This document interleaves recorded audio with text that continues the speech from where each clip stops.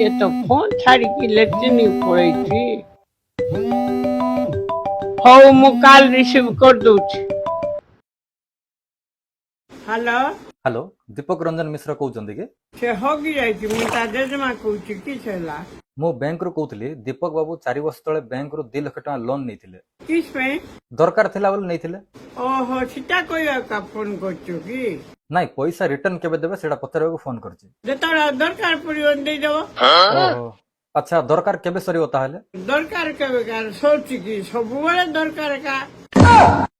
तांको दरकार वाले पैसा के देथिला तमे देइछिलो हेले एबे पैसा के दबो तमे दबो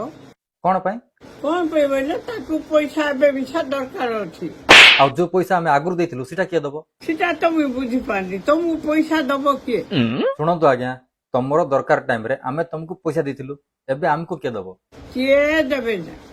ओडिया बुझी पारनो के बैंक की पैसा की दरकार कोन पई दरकार नै हमको भी पैसा दरकार हेले तमे भी लोन नहीं जो हमें की पई लोन नबो की पे बोले तुम दरकार अछि बरा की बाधा हेलो